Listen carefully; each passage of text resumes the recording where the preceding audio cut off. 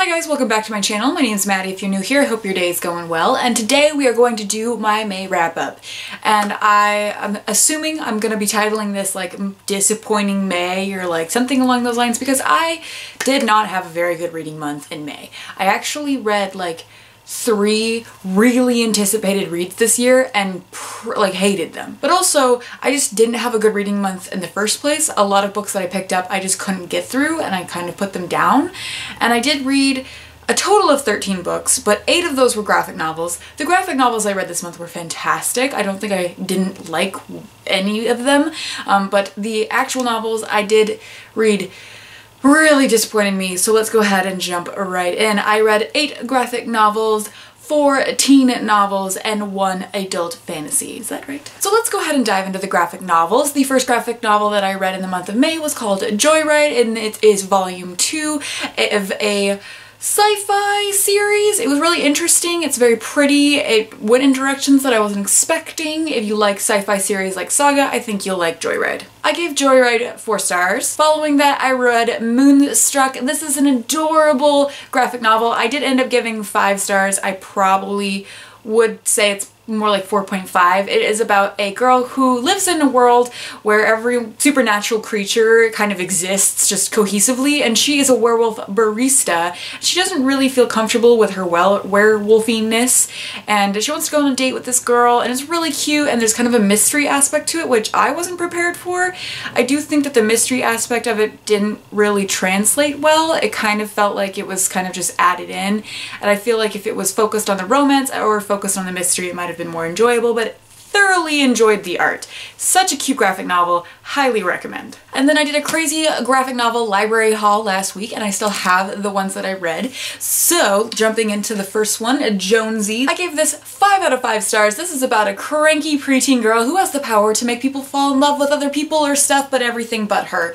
And it's absolutely adorable, highly recommend. It's super cute. And the next graphic novel that I gave 5 out of 5 stars to is Lifeformed, Cleo Makes Contact. This is about an 11-year-old girl and the aftermath of an alien invasion, and it was powerful. 5 out of 5 stars. Highly recommend. It was an absolute fantastic ride, and it was really well done. And moving on, another 5-star graphic novel is The Woods. This graphic novel is about a high school. The building and everyone inside it somehow gets transported to another universe, and on this planet there's like crazy scary monsters, and it's fascinating. I already picked up the 2nd, 3rd, and 4th volume so that I can binge this series. I'm very, very excited for this.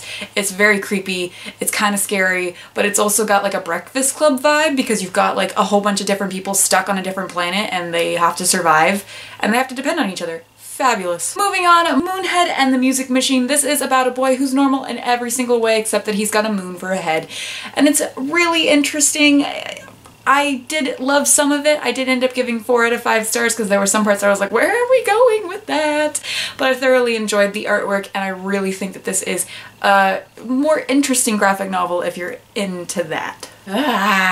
People keep texting me. I read Snowblind this month. This is about a teenager who didn't realize his parents are in the witness protection program because they never told him, and he finds out some scary stuff about his dad, and it's a really intense graphic novel. If you're interested in like this beautiful artwork and anything thriller-like, I would say that you should definitely check this out. Graphic novels are hard to give a synopsis for without spoiling them, and I would say this one didn't do anything that I was like really amazed by. I really enjoyed the artwork, but I gave it 4 out of 5 stars just because I didn't really care for the characters.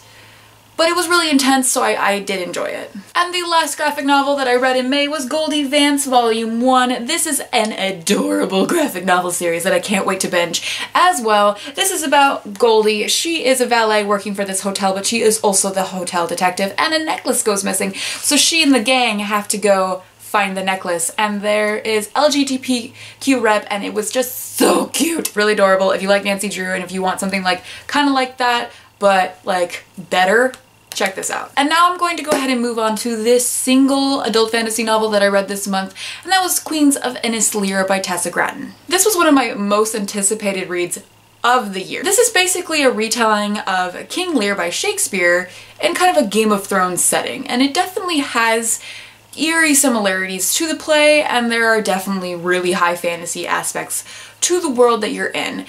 But the writing style of this book was so heavy and bland and frustrating for me to get into. It had some surrealist elements, but I didn't care for any of the characters, and it was really difficult to get through, and it just didn't pull me in and give me a reason to root for anybody, because everyone had a lot of flaws, but not a lot of redeeming qualities. And like the one character that I think you were supposed to be rooting for was just so dumb that I was like, I don't care about her. Why do I care about her in the first place? And the first teen book that I read in the month of May, I already have a review up for, and that is A Court of Frost and Starlight by Sarah J. Maas. This is a novella set in between A Court of Wings and Ruin and whatever the fuck the next book will be in this series, and it was completely unfucking necessary. I gave this a single star. This was definitely a Sarah J. Maas book, but unfortunately it just did zero things for the world, and I couldn't give her any credit. It was less than 200 pages, and nothing fucking happens other than, you guessed it, fucking. I don't want to be the person that says like, hey, sex and YA is not okay, but I'm getting really irritated by graphic erotica in teen books, especially when it's not feasible. And if you've read the book, you know what I'm talking about. And I just don't really like the expectations that we're giving teenagers that they need to go out and find a person to have sex with, because sex is so amazing and so wonderful every single time you have sex, and that's just not true. If you want more details on that book, I have a full review. I will leave it in the card or leave it down below. Go check it out. I'm sure you will have a good time. And the next teen novel that I read this month was The Hazelwood by Melissa Albert. I actually did end up giving this book 5 out of 5 stars, maybe 4.5 out of 5 stars. This is about Alice, who has been on the road with her mother her entire life, and her estranged grandmother is this infamous author of this book of fairy tales. And something wonky goes down, Alice's mother goes missing, and Alice gets pulled into the world of the Hazelwood, which is the title of her grandmother's fairy tale novel. This is really interesting, and I honestly feel like this was what I wanted from Night Film, because Night Film by Marissa Pessel has aspects of this, but then it doesn't really dedicate to being as fucked up. In all honesty, this book is pretty fucked up, and I liked that. I would say that if you're going into this looking for like your typical teen YA tropes, you're not gonna get that. You're gonna get something different, something weird, and something uncomfortable. And I don't think that that lends itself to this book. There are some things that I'm like, really? Why are we going in that direction? Why can't we go the conventional way, which is weird for me because I don't like the conventional. There were some things that I felt like could have been dialed back and some things that could have been dialed in on, but I really did love the blending of Brooklyn plus magical kind of creepy creatures, and I really like that about this book. And that was the only teen book that I did like this month, because I read 2 books that thoroughly disappointed me, one being Furyborn by Claire Legrand. This was another highly anticipated book for me. I loved the new cover that it has. I've been seeing it everywhere. I was really, really excited for when this arc came into work, and then it sucked. Like, really bad. I gave this 1 star, guys. I don't know how much I wrote for my Goodreads review for this, but I thoroughly hated this book. I don't know if it was because I was reading this during my first week at my new job and I was just in not a great like mindset to be reading a high fantasy, but this is about 2 queens that are 1,000 years apart from each other that somehow have something to do with this prophecy that basically spells out the end of the world for these people. The problem with this book was these 2 perspectives, these 2 women, don't sound different at all, except one of them is a major bitch and likes to punch people for no reason. And I really, really dislike books that have 2 female perspectives where the only distinction between them is one of them likes to hit people. That's really, really irritating. And the other thing is that this includes timeline and angels, and that's not a spoiler in any way because both of those are revealed in the first chapter, but you don't know that going into the book at all. Like, that's not included in the synopsis whatsoever. Considering the fact that there's a previous timeline, all of the intensity is lost because you already know that those characters don't die, like in the previous timeline. because they have to be there for the first chapter of the book.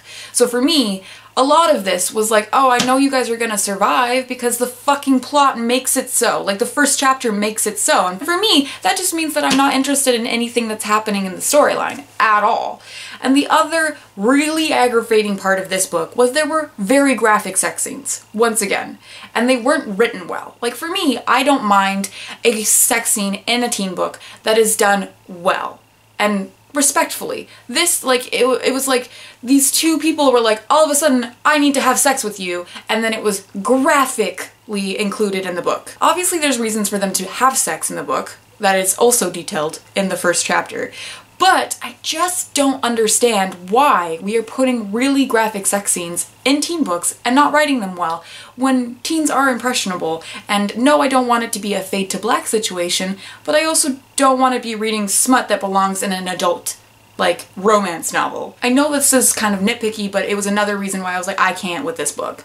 This book really, really, really made me angry, and I felt like there were graphic sex scenes and really bitchy characters that I can't agree with any of the hype that is going for this book at the moment. It's just, it wasn't written well, in my opinion, whatsoever, unfortunately.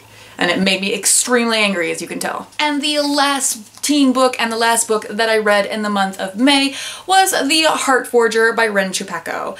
This was another really highly anticipated release for me, and I ended up borrowing it from a friend, and it let me down. I gave this 3 out of 5 stars. That is a higher rating than I was really planning. It honestly does kind of deserve 2 out of 5 stars. This is the sequel to The Bone Witch, and The Bone Witch is about a girl named Tia, I can't remember how to pronounce her name, and she has the ability to bring back the dead. And in this book, we get a little bit more about what's happening in the future and a little bit more about what's happening in the past. And with this one, a lot of what was happening in the future was spoiling what was happening in the past, and that was my biggest gripe with The Bone Witch. But in this one, it felt like there were a lot of rules about the world that were just broken all the time, and also there were a lot of things that should have been more interesting, like the hate to love romance in this should have been really intriguing and interesting for me, but it was really boring. Like, I thoroughly did not enjoy the romance in this. I thought it was really lackluster and like, oh, we're in love because that's what the plot demands us to be in, because we've already decided that, but we have zero fucking chemistry at all.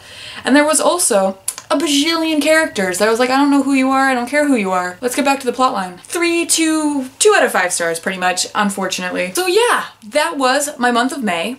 It didn't go that well. I'm going to try and not have my month of June be as shitty, but if you guys have any 5-star books that you really, really thoroughly loved, please leave them down in the comments, because I need to get into books that are like really good this month, because otherwise I'm just not going to be reading, because if I'm not enjoying the books that I'm reading, I don't reach for books. I like turn on a TV show or listen to music. Like, that's just how I am. If I'm not reading a book that I enjoy, I read really slowly, and then I just give up on reading. So if you have any books that you want me to read, let me know. Leave them down in the comments, and I'm gonna go like, subscribe, all the good stuff. Bye!